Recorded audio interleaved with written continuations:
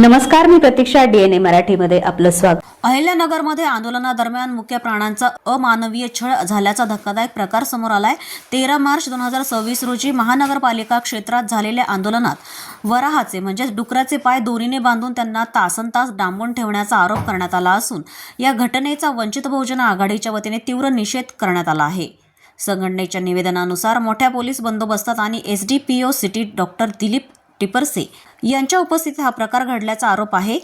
प्राणी क्रूरता प्रतिबंधक कायदा 1960 अंतर्गत हा गंभीर गुन्हा असतानाही पोलिसांनी बघ्याची भूमिका घेतली आहे.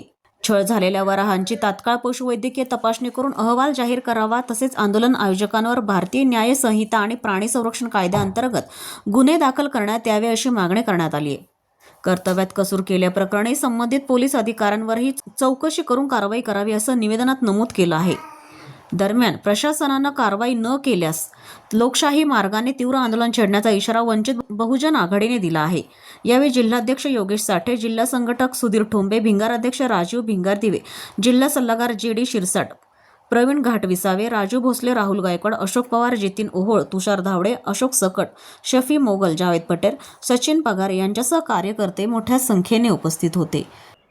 13/3/2026 रोजी अहिल्यानगर महानगरपालिकेमध्ये जे काही संघटनांनी वराहपालक आंदोलन असं आंदोलन केलेलं होतं, त्या नियोजन आयोजनकर्त्यांनी तिथं जे मुख्य जनावरं आणलेले होते, जे वराह आणलेले होते, त्यांना हातपाय बांधून तिथं डांबून ठेवण्यात आलं. जोपर्यंत आंदोलन चालू होतं तोपर्यंत 1.5-2 तास त्यांना तिथं बांधून ठेवण्यात आलं.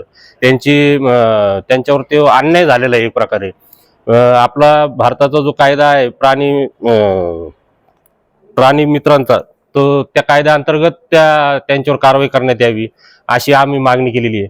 आणि जो कोणी नियोजन करता असेल, ज्यांनी कोणी त्याला बांधून ठेवलं तिथं, ज्यांनी कोणी त्याची अवहेलना केली, म्हणजे त्याला त्रास दिला, त्याला दंडात्मक शिक्षा नको म्हणून आम्ही जिल्हाधिकारी साहेबांना सांगितलं की त्यांच्यावर त्या वराहाला वर्षभर पालन पोषण करण्याची सक्तीची शिक्षा करावी अशी आम्ही मागणी केलेली.